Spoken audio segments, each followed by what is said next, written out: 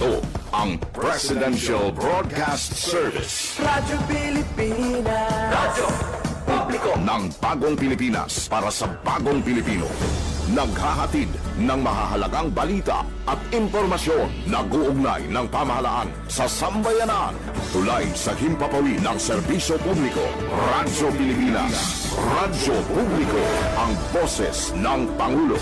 Sa Iloilo, Radyo Pilipinas. 585 AM. Philippine Standard Time, alas 8:38 na sa aga.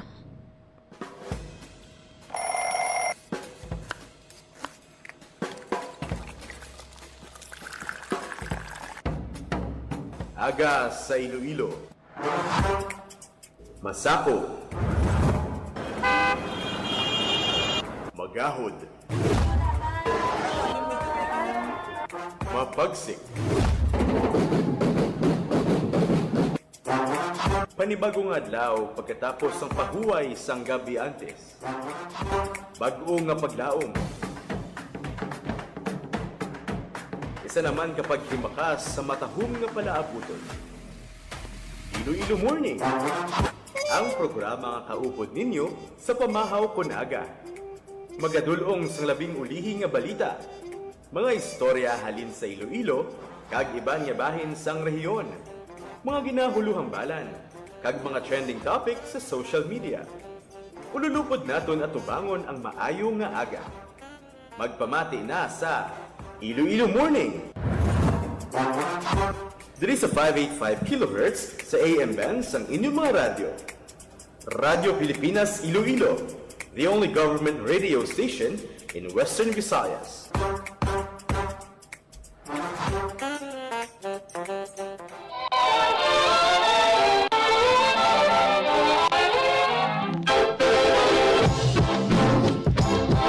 Maayong aga Pilipinas, maayong aga Western Visayas. Pet sa 6 kita, adlaw sang Miyerkules, bulan sang Mayo, tuig 2026. Happy Wednesday morning sa inyong nga tanan. Kamusta kamo subong adlaw sa nga Miyerkules? Nagapabilin nga mainit kag mapaang ang tiyempo diri sa syudad sang Iloilo. Padayon ang aton nga pagbantay sa heat index kay kahapon do halos madamo nga mga areas diri sa isla sang Panay ang ara sa danger level category ang heat index. Apang subong nga adlaw sang Miyerkules, ang aton nga base sa aton nga datos gikan sa Pag-asa, ang medyo nagnubo-nubo gawa ang heat index diri sa may area sang Iloilo City, Iloilo Province kag Capiz. Base diri sa may Pag-asa, ang heat index sa Iloilo City is 42 degrees Celsius compared sa 43 degrees Celsius kang hapon nga adlaw. Ang heat index naman sa may Dumangas, Iloilo Province, 41 degrees Celsius. Kag medyo malubo-lubo dito sa may Mambusaw, Capiz, 38 degrees Celsius kag 41 degrees Celsius sa Rojas City, Capiz. So actually diri sa Iloilo City ang pinakamainit subong adlaw 42 degrees Celsius ara sa gihapon sa danger level category kay 42 degrees to 51 degrees Celsius ang danger level category. So maghalong kita tanan.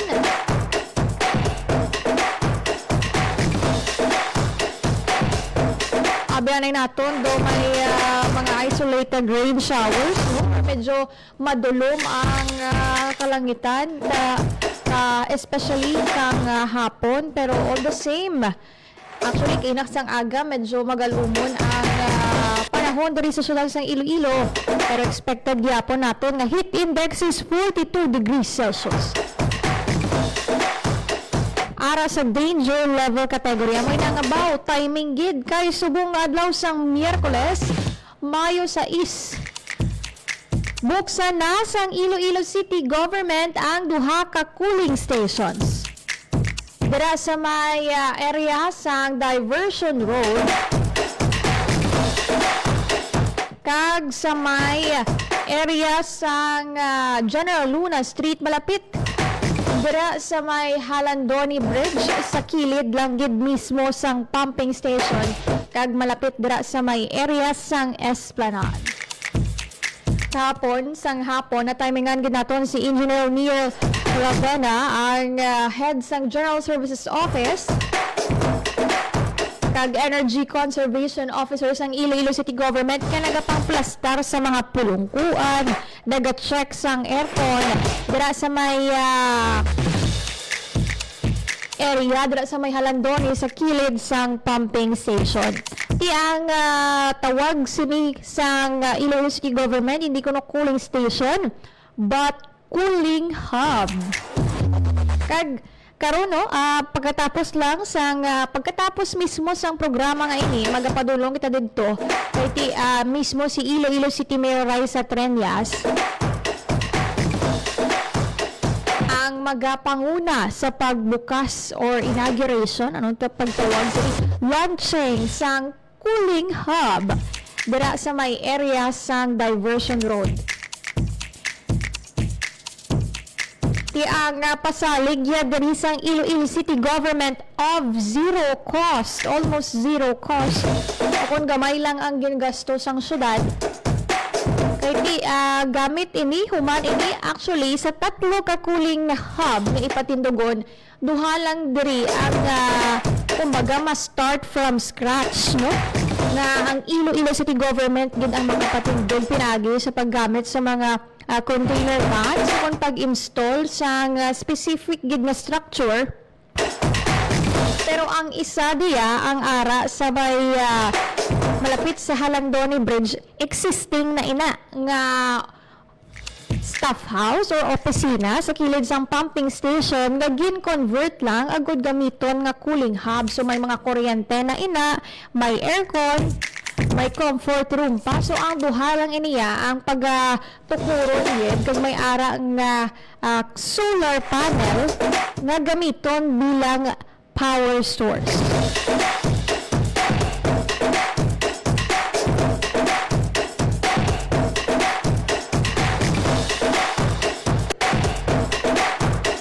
So ang pasalig diri ni Engineer Neil Ravena mangin environment friendly ang tukuron nga duha ka cooling hub kay magluwas sa paggamit sang solar panel magagamit man ini sang eco boards or ang flooring bala halihimo sa eco boards amo ini ang mga recycled nga plastic nga ginihimo man sadtong stage sang Binagyang Festival. Ari bala pamatian naton ang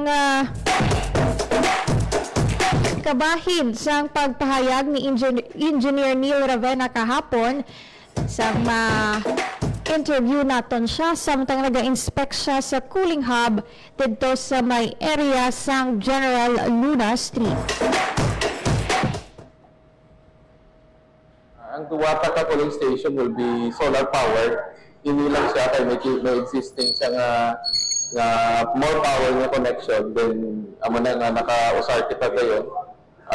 Complete with utility outlets kag air conditioning unit at the same time may ano na siya may comfort room. Yes, no? 10 a.m. to 4 p.m. magabukas ang atong duwa unang nga cooling station, isa sa Diversion Road kag isa diri sa General Luna Halandoni Bridge. Ini siya no, the old office ni sa supposed to be pupod isa sang pumping station naton pero wala man ma-utilize. Din-convert naton. Pero ano no, sa aton Facebook page sang Iloilo City Government, pati ang manual of operations kag guidelines no on how to use our cooling stations will be posted no sa atong Facebook page. Kag at the same time this will be managed sang CSWD personnel kag City Health nga personnel.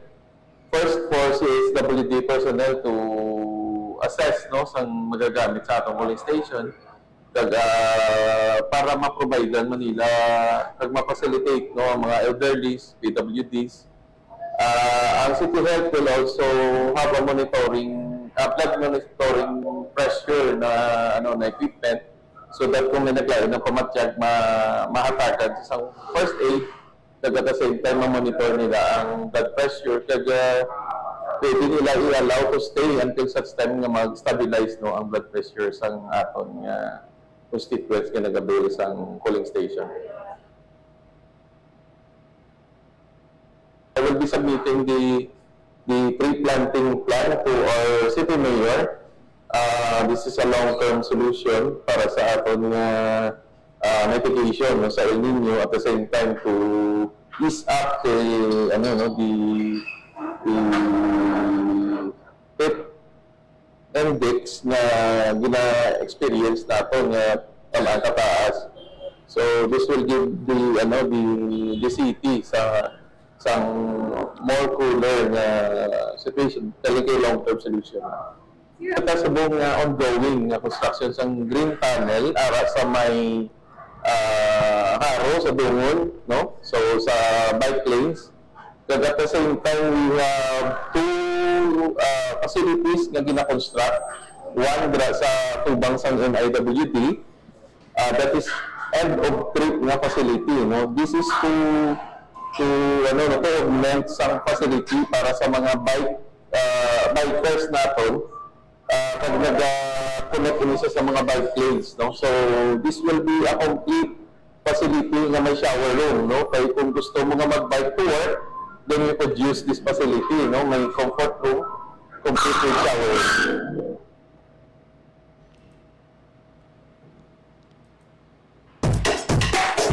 Nabatian ang kabahin sang interview naton kay Engineer Neil Ravena kahapon gid na no, while nag-inspect siya sang duha ka cooling hub dira sa may area sang Diversion Road kag sa may Halandoni Bridge. And ang iya nga gin-mention no nga may mga specific guidelines sila no sa mga pamangkot what if no kung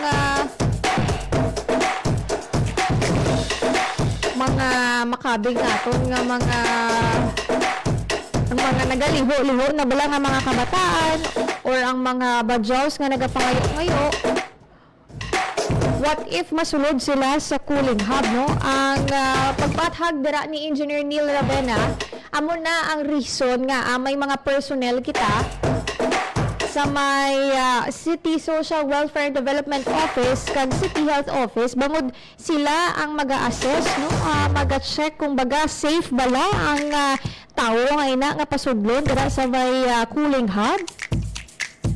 And at the same time, may mga personnel dira nga in case bala ang mga lolo naton, mga lola naton, maglain ang pamatsyag, maglingin ang ulo, or mga drivers naton, motorista, may ara dira sa mga personnel nga naka-standby para in case maghatag sang first aid abi or kinanglan i-check ang ilang blood pressure.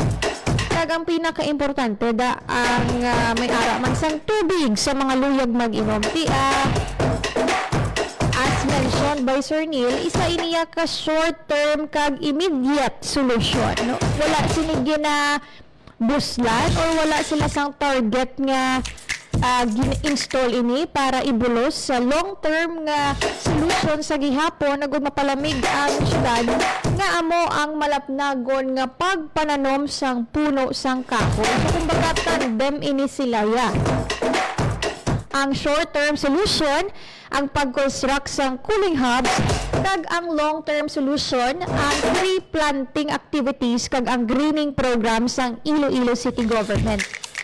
Isiling ni Sir Neil nga ang training o ang tree planting activity sang syudad nagapadayon kag hindi pa man sila ka tree planting subong hindi pa ripe no ang mga duta naton agud tamnan kay usually ang schedule sang ilang nga tree planting around June to July kung sa diin tigululan na. So siling ni Sir Neil sige ang ilang tree planting program kag nakalinya na ginapa-assess na nila kag nagahimo na sila sang inventory sang mga tanom kag mga puno nga naka-schedule itanom this June or July no kag ang ila di gani nga handaan man ang malapnagon nga pagpananom sang native trees. And isa man dito sa ginmention ni Sir Neil ang mga green tunnels na dugangan nila kuno dara sa may area sang Dungon Creek. Hindi lang gid ya simple nga green tunnel barada ang mga para sa mga kauturan naton nga naga-bisikleta or naga-jogging dira sa may area sang Esplanade sa Diversion Road ang daw tunnel na dabala nga may mga tanom nga palibot sa tunnel nga kung mag-agi kati at least may shade kung gawa medyo malamig-lamig gawa nga area or portion dira nga makitaan ninyo kag damo na mga tanom nga nagapalupot sa may green tunnel. So siling ni Sir Neil i-develop pagid inaasang syudad hinuon di siya nga literal gid nga green tunnel kag pahamtangan sa mga shower rooms para ang mga bikers naton nga halimbawa naga-bike padulong sa ilang nga mga trabaho pwede dila sila kailis kag gamit sang shower room agud makapaligo kag mag-ilis pakadto sa ilang nga trabaho. Inayang green tunnel more on complementing ang mobility program sang syudad especially para sa aton nga bikers. Di ang green tunnel pagdugang sang green tunnel pagapondohan sang Department of Transportation o kung DOTR matapos nakuha sang syudad ang Mobility Awards.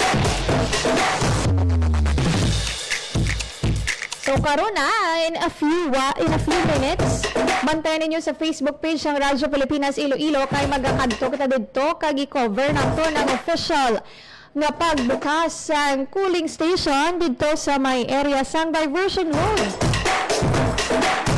kag sa may area sang General Luna Street. Philippine Standard Time, alas 8:55 na sang aga. Walang tasang oras din sa programa Iloilo Morning. Ganibantayan nyo ang pagbukas sa cooling hub. Kag ang iban pa nga mga balita diri sa syudad sang Iloilo, kag iban pa nga bahin sang Western Visayas. Pinaagi sa pag-like, comment, and share sa Facebook page ng Radyo Pilipinas Iloilo. Sa liwat, akong inyo alagad Emerald Santiagudo, kag kita ay kita liwat boss diri lang sa Iloilo Morning.